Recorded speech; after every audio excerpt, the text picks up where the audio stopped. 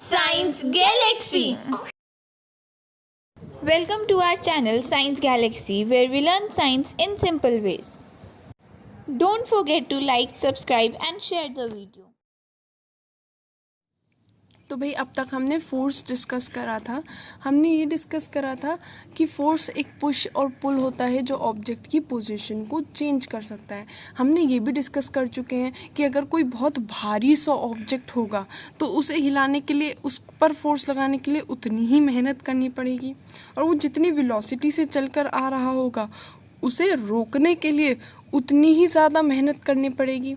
ठीक है, हम ये सब डिस्कस कर चुके हैं। हमने ये भी डिस्कस करा था छोटा सा कि मतलब अगर हमारा टाइम जो है, टाइम अगर कम लगता है तो हमें फोर्स अपने आप ज़्यादा लगने लगता है, और अगर हम टाइम ज़्यादा कर दें तो वही फोर्स जो है वो जब हमारे ऊपर एक्सपीरियंस होता है तो हमें वो फोर्स कम मैग्नीट्यूड का लगने लगता है। तो यही Newton second law of motion है। Newton second law of motion कहता है कि जो मोमेंटम होता है ना, मोमेंटम क्या था? Mass into velocity. Mass into velocity upon time, ये इस चीज़ के डायरेक्टली प्रोपोर्शनल है। फोर्स मतलब मास इनटू वेलोसिटी के तो डायरेक्टली प्रोपोर्शनल है ना। जितना ज़्यादा मास उतना ज़्यादा मोमेंटम, जितनी ज़्यादा स्पीड से हमें उसे रोकना है उतना ज़्यादा मोमेंटम, और जितना ज़्यादा टाइम लेगा उतना कम फोर्स। ठीक है, तो जो हमारा फोर्स होता है, फोर्स वो किसके प्रोपोर्शनल होता है? वो चेंज इन मोमेंटम के प्रोपोर्शनल होता है और टाइम के इन्वर्सली प्रोपोर्शनल होता है ना। हमारा जो Newton second law of motion है वो एग्जैक्टली यही कहता है कि जो हमारा फोर्स होता है वो मोमेंटम मतलब मास इनटू वेलोसिटी का जो प्रोडक्ट है उसके तो डायरेक्टली प्रोपोर्शनल होगा, और टाइम के इन्वर्सली प्रोपोर्शनल होगा। टाइम के इन्वर्सली प्रोपोर्शनल होने का मतलब क्या है? अगर बहुत छोटे टाइम तक वो फोर्स लग रहा है तो फोर्स हमें ज़्यादा एक्सपीरियंस होने लगेगा, और बहुत कम देर के लिए तो हमें ज़्यादा फोर्स एक्सपीरियंस होगा, और बहुत ज़्यादा देर के लिए तो वही फोर्स जो है वो हमें थोड़ा ही महसूस होगा। एग्जाम्पल ले लेते हैं, अगर कोई बॉल अचानक से हमारे हाथ में आ जाए, हमें बहुत दर्द होगा, हम उसे धीरे धीरे अपने हाथ में लें, थोड़ा हाथ पीछे करते वक्त, तो हमारा क्या होगा? हमें टाइम ज़्यादा हो जाएगा। टाइम ज़्यादा होगा तो हमें अपने आप ही वो फोर्स कम लगने लगेगा।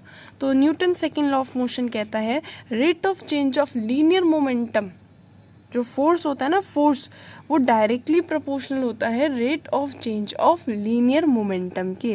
Force is directly proportional to rate of change of linear momentum. तो फोर्स क्या होता है? प्रोपोर्शनल होता है change in momentum upon time. Rate मतलब अपॉन टाइम, टाइम के inversely proportional, change in momentum के डायरेक्टली प्रोपोर्शनल। ठीक है, चेंज इन मोमेंटम क्या होता है? हम मान लेते हैं एक ऑब्जेक्ट था जिसका मास था m। अब पहले वो u, इनिशियल वेलोसिटी उसकी u थी, अब उसकी फाइनल वेलोसिटी v हो चुकी है। एक ऑब्जेक्ट था जिसका मास m था, इनिशियल वेलोसिटी उसकी u थी, फाइनल वेलोसिटी उसकी v हो चुकी है। तो जो फोर्स होगा वो क्या होगा? वो प्रोपोर्शनल होगा चेंज इन मोमेंटम के। चेंज इन मोमेंटम क्या होता है? चेंज इन मोमेंटम होता है, पहले देखो, अगर उसका इनिशियल वेलोसिटी u थी, इनिशियल वेलोसिटी u, एक ऑब्जेक्ट मान लेते हैं जिसका मास m है, इनिशियल कितनी है? u है, और फाइनल वेलोसिटी कितनी है? v है। तो भाई इनिशियल मोमेंटम कितना होगा? mu होगा, क्योंकि मोमेंटम तो मास इंटू वेलोसिटी होता है, तो इनिशियल मोमेंटम होगा m into you, final momentum होगा m इंटू वी। ठीक है, इनिशियल मोमेंटम होगा m into you, final momentum होगा m इंटू वी। तो इसका जो चेंज होगा, चेंज कितना होगा? mv minus mu। जो हमारा चेंज इन मोमेंटम कितना आएगा? mv minus mu। ये फाइनल मोमेंटम, ये इनिशियल मोमेंटम, और अपॉन टाइम, इसके डायरेक्टली प्रोपोर्शनल होता है फोर्स। इस प्रोपोर्शनैलिटी कांस्टेंट के साइन को हटाने के लिए हमें कांस्टेंट लगाना पड़ेगा। उस कांस्टेंट की वैल्यू भी 1 होने वाली है, तो कोई दिक्कत वाली बात है ही नहीं।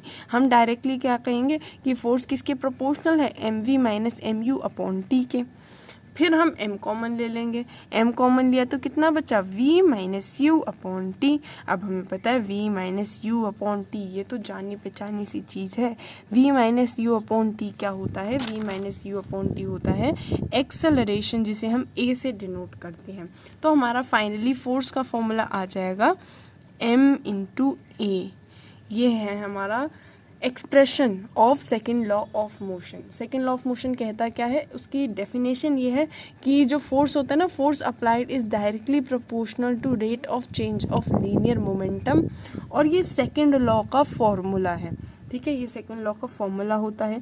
इससे क्लियर दिख रहा है फोर्स मास के डायरेक्टली प्रोपोर्शनल है। अगर बहुत भारी सा ऑब्जेक्ट होगा तो क्या करना पड़ेगा, हमें ज़्यादा फोर्स लगाना पड़ेगा। और एक्सेलरेशन की भी डायरेक्टली प्रोपोर्शनल है कि अगर हमें उसे ज़्यादा एक्सीलरेट करना है, ठीक है, ज़्यादा उसकी स्पीड इंक्रीज़ या डिक्रीज़ करनी है, तो भी हमें फोर्स उस पर ज़्यादा लगाना पड़ेगा।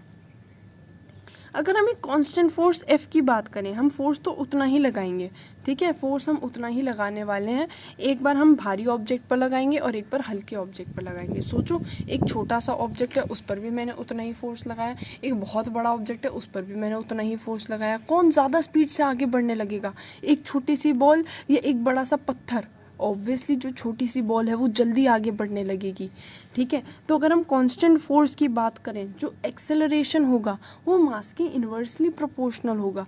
मैंने उतना ही फोर्स, कांस्टेंट फोर्स एक छोटे से ऑब्जेक्ट पर लगाया, वही कांस्टेंट फोर्स मैंने बड़े से ऑब्जेक्ट पर लगाया। तो जो छोटा ऑब्जेक्ट था उसका मास कम था, अगर उसका मास कम था तो उस पर जो है एक्सेलरेशन ज़्यादा होगी। एक्सेलरेशन ज़्यादा होने का मतलब क्या है, वो ज़्यादा स्पीड से आगे बढ़ेगा। अच्छा, एसआई यूनिट क्या होती है फोर्स की? एसआई यूनिट फोर्स भी क्या है, हमारी एक फिजिकल क्वांटिटी है, रादर एक वेक्टर क्वांटिटी है, जिसकी एसआई यूनिट होती है न्यूटन। फोर्स की एसआई यूनिट क्या होती है भाई? न्यूटन होती है। अगर हमें 1 न्यूटन एक्सप्लेन करना है तो भाई फोर्स का फॉर्मूला हमारा डिराइव हो चुका है m/a। तो फोर्स की यूनिट होती है न्यूटन। अब 1 न्यूटन हम कैसे डिस्क्राइब करेंगे? फोर्स की यूनिट क्या होती है? न्यूटन होती है। 1 न्यूटन को हम कैसे डिस्क्राइब करेंगे? अगर हमारा मास 1 kg हो, एक्सेलरेशन भी 1 मीटर पर सेकेंड स्क्वायर हो, मास 1 kg हो, एक्सेलरेशन भी 1 मीटर पर सेकेंड स्क्वायर हो, तो हमारा फोर्स 1 न्यूटन हो जाता है। 1 न्यूटन कितना फोर्स होता है? 1 newton is the force acting on mass 1 kg producing acceleration 1 metre per second square.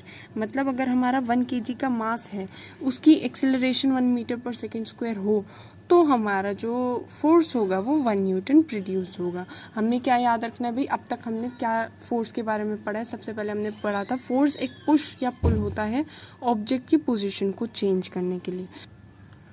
ठीक है, और हमने दूसरी चीज़ क्या पढ़ी थी कि फोर्स जो है वो क्या होता है? Force is directly proportional to rate of change of linear momentum.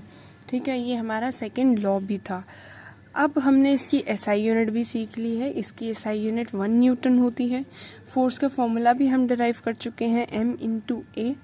इसकी सेकेंड लॉ से हमने ये फॉर्मूला डिराइव करा, F=ma। फोर्स 1 न्यूटन कब होगा? जब 1 kg मास पर acceleration 1 metre per second square की हो, तो जो हमारा फोर्स डेवलप्ड होगा वो 1 न्यूटन है। 1 न्यूटन कितना फोर्स होता है? अगर मास हमारा 1 kg है, उस पर acceleration 1 metre per second square हो, तो कितना फोर्स डेवलप हो जाता है? 1 न्यूटन फोर्स डेवलप हो जाता है। 1 newton force may be defined as the force developed on 1 kg object, ठीक है, to produce an acceleration of 1 metre per second square.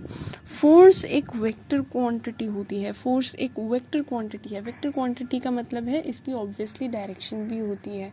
अगर इसकी डायरेक्शन है तो अगर कभी ये ऑपोजिट डायरेक्शन में वर्क करने लगे तो फोर्स नेगेटिव भी पॉसिबल है। ठीक है, जो भी हमारी वेक्टर क्वांटिटीज़ होती है ना, वो पॉजिटिव नेगेटिव ज़ीरो सब हो सकती हैं। ऐसे ही फोर्स भी नेगेटिव पॉजिटिव ज़ीरो हो सकता है। फोर्स एक वेक्टर क्वांटिटी है। इसके एप्लीकेशन करते हैं सेकेंड लॉ की। सेकेंड लॉ की एप्लीकेशन है क्या, याद है?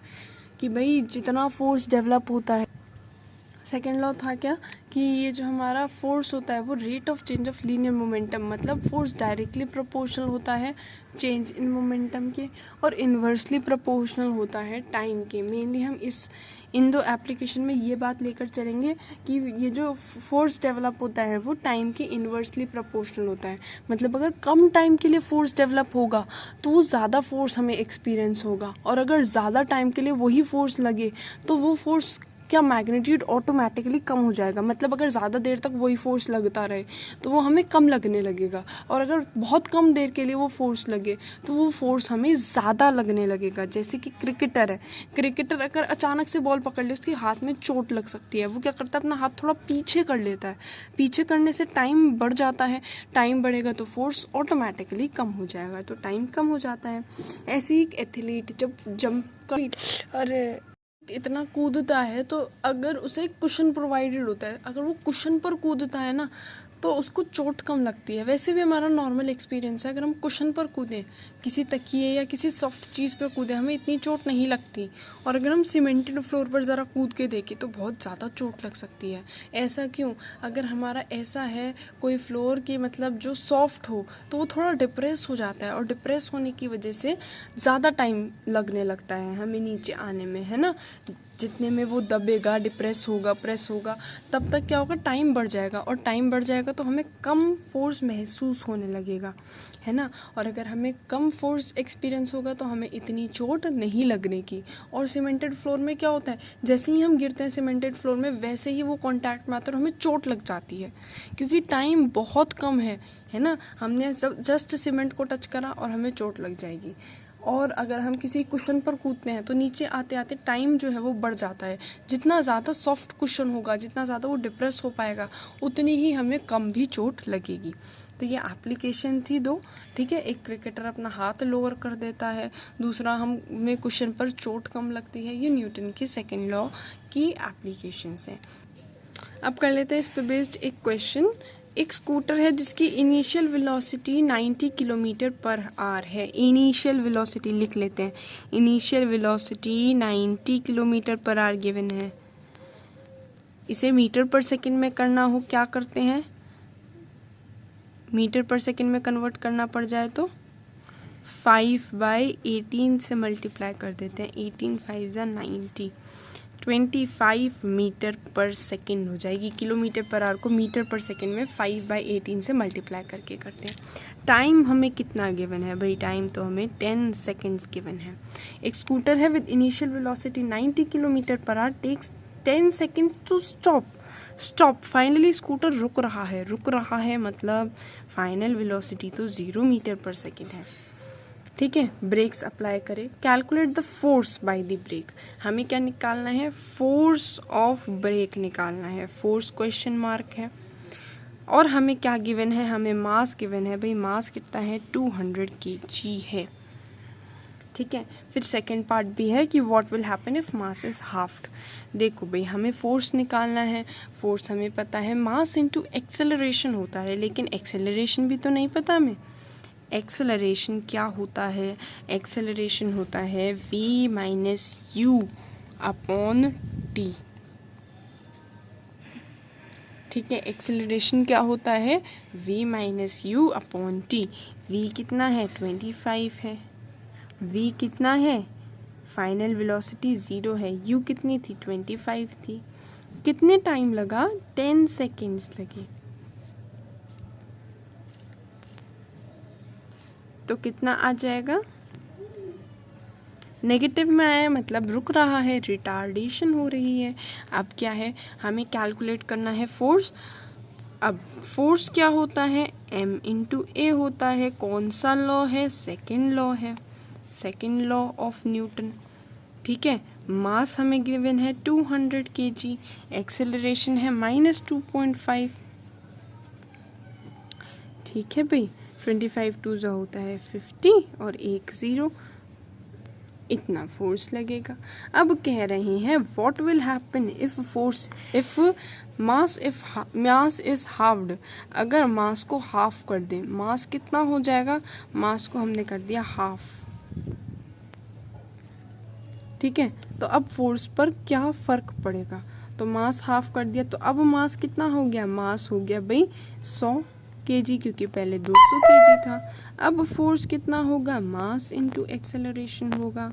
मास है 100, एक्सेलरेशन है -2.5, यह आ जाएगा 250 न्यूटन। उस केस में हमारा फोर्स भी आधा हो जाएगा, -250 न्यूटन हो जाएगा। सेकंड क्वेश्चन पे आते हैं। एक बुलेट है जिसका मास हमें दे रखा है 10 kg। बुलेट का मास है 10 kg, 10 ग्राम दे रखा है। प्रॉब्लम क्या है, ग्राम में दे रखा है, तो केजी में करने के लिए क्या करेंगे, 1000 से डिवाइड कर देंगे। हमें तो केजी में आंसर चाहिए होता है, इतना केजी हो जाएगा। बुलेट टेक्स इतना seconds to move through barrel, कितना टाइम लगा उसे, टाइम लगा उसे 0.004 second to move through a barrel and comes out with the velocity. कितनी वेलोसिटी से आई, वेलोसिटी से आई 400 मीटर पर सेकेंड। ठीक है, और हमें क्या निकालना है, हमें निकालना है कैलकुलेट द फोर्स एक्सर्टेड। हमें एफ कैलकुलेट करना है।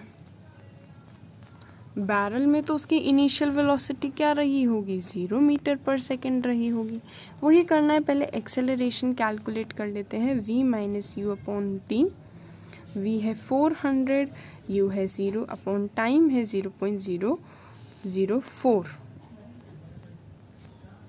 400 अपॉन 0.004। ठीक है, ये एक्सेलरेशन हो गया। कितना हो गया, 400, 1 2 3 अपॉन 4, मतलब 1 2 1 2 3। ये तो एक्सेलरेशन है मीटर पर सेकेंड स्क्वायर। अब हमें फोर्स कैलकुलेट करना है। फोर्स होता है m इंटू ए। मास हमारा कितना था, 0.01। एक्सेलरेशन कितना है,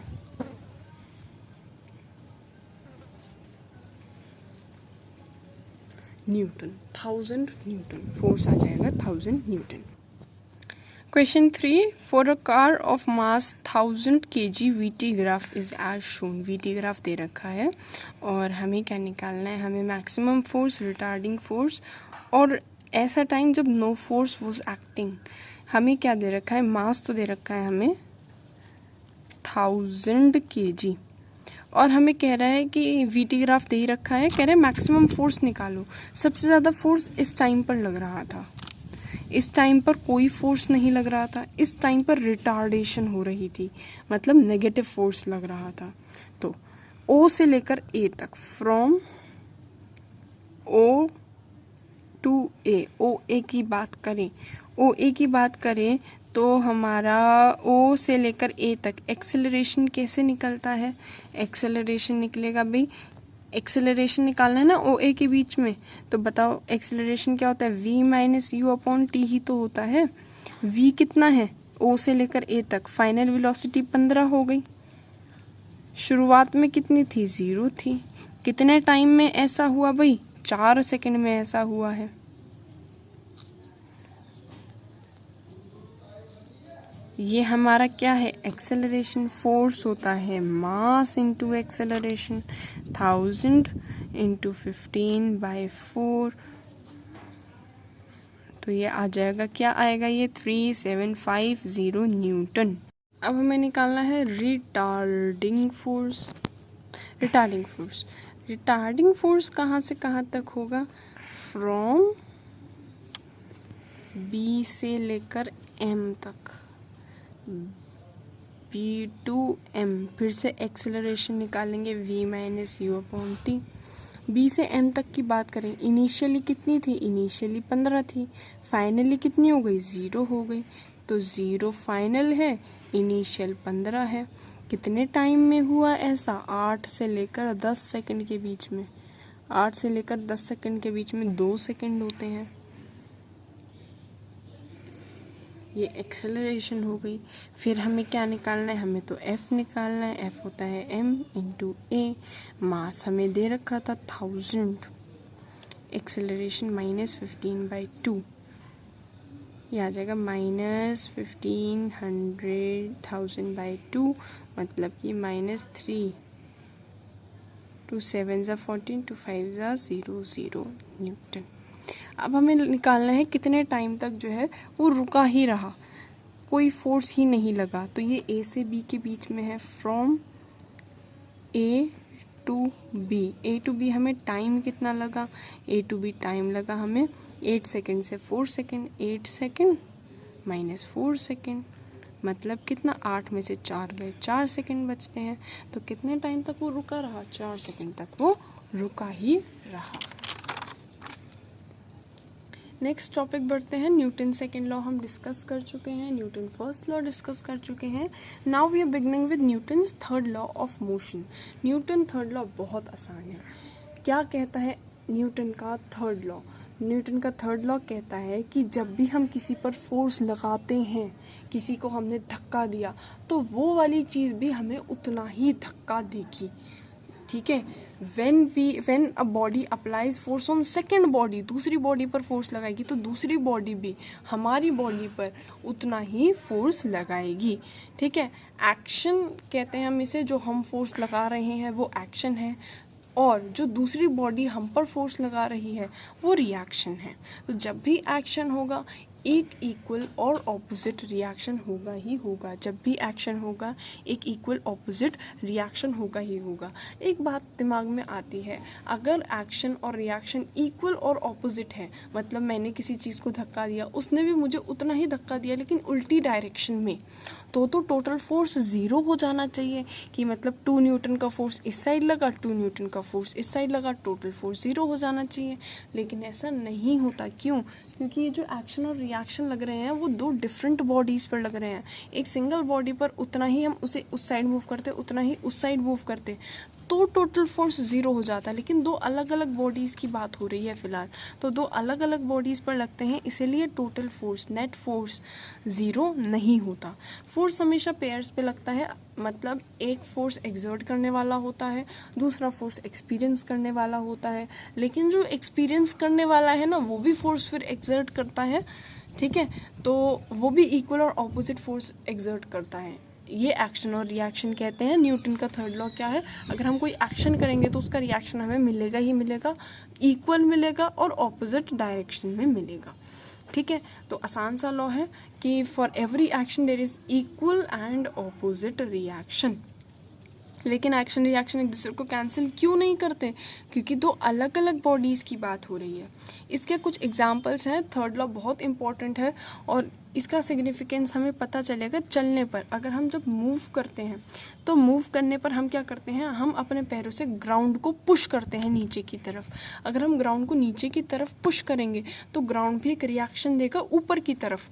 जितना हमने ग्राउंड को नीचे पुश करा है, ग्राउंड उतना ही हमें ऊपर की तरफ पुश करेगा। ठीक है, जितना हमने एक्शन किया है ग्राउंड पर, उतना ही ग्राउंड हमें रिएक्शन देगा, लेकिन ऑपोजिट डायरेक्शन में। हमने नीचे की तरफ धक्का दिया, रिएक्शन ऊपर की तरफ होगा। तो इस वजह से हम ऊपर की तरफ पुश, हमें एक फोर्स महसूस होगा जिसकी वजह से हम आगे मूव कर पाएंगे।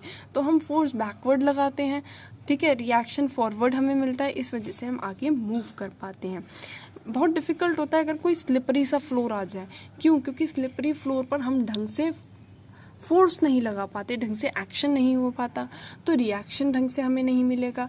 और अगर रिएक्शन ढंग से नहीं मिलेगा तो हम ढंग से आगे मूव नहीं कर पाएंगे। तो कभी भी आइस वाला फ्लोर हो या बहुत ही स्मूथ फ्लोर हो, कुछ हद से ज़्यादा स्मूथ फ्लोर, तो ढंग से हमें रिएक्शन नहीं मिल पाएगा, जिसकी वजह से हम आगे प्रॉपरली मूव नहीं कर पाएंगे। कभी कभी सुना होगा कि गन से बहुत ज़्यादा चोट लग जाती है। गन जब हम पकड़ते हैं तो उसकी रिकॉइल जो है वो कंधे पर दर्द भी कर सकती है ढंग से, इसलिए हमें गन को पकड़ना सीखना पड़ता है।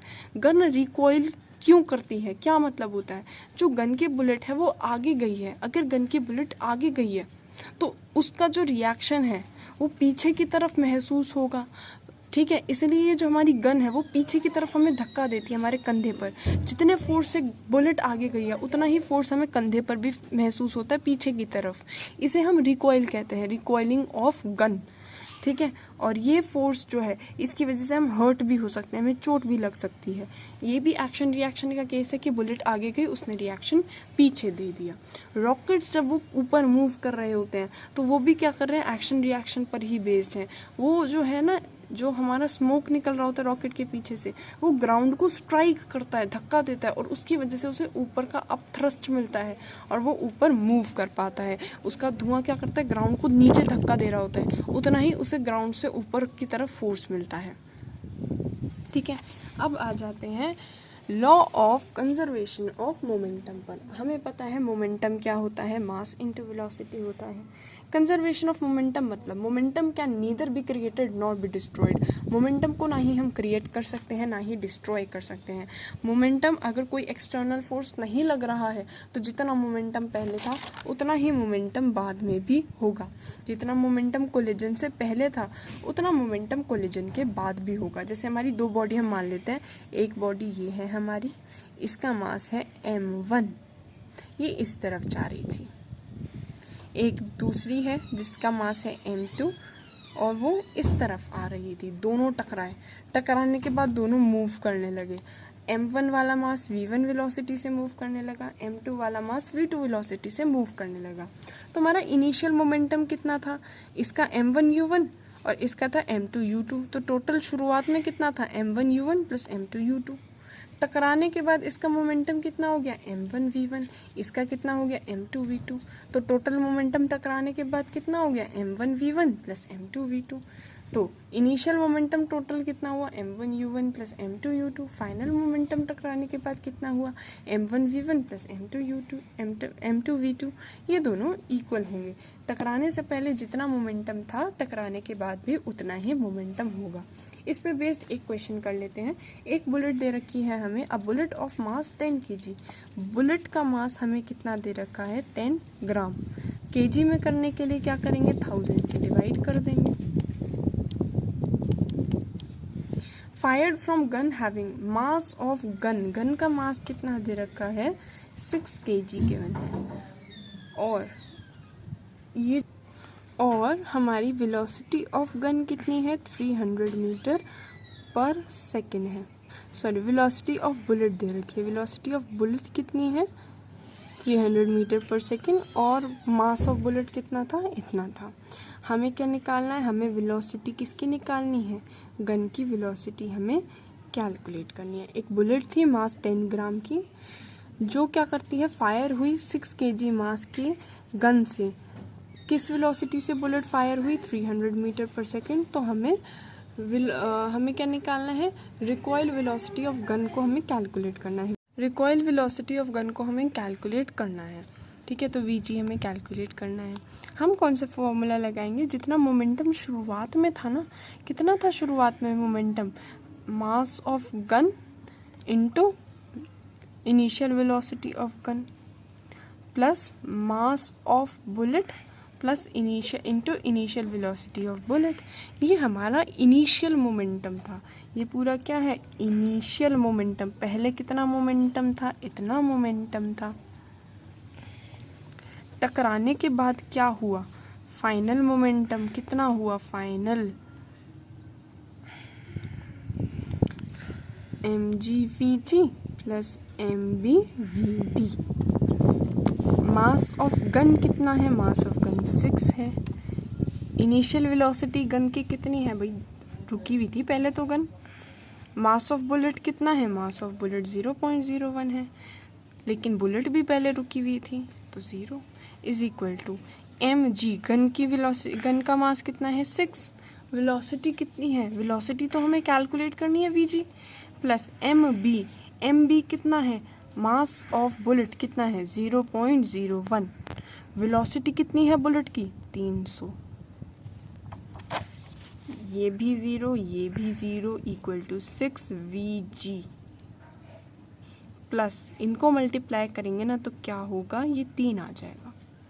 ये 0 इक्वल टू 6 vg प्लस 3 इधर भेज देते हैं इक्वल टू 6 vg आ जाएगा -3/6 -1/2 मतलब -0.5 मीटर पर सेकेंड। अब बोलोगे वेलोसिटी भी नेगेटिव होती है, बिल्कुल नेगेटिव होती है, क्योंकि ये जो गन है ना वो ऑपोजिट डायरेक्शन में मूव कर रही है बुलेट के। बुलेट आगे जा रही थी, गन पीछे रिकॉइल देगी, इसलिए नेगेटिव का साइन आया है। Thanks for watching the video. I hope you like it. Don't forget to like, share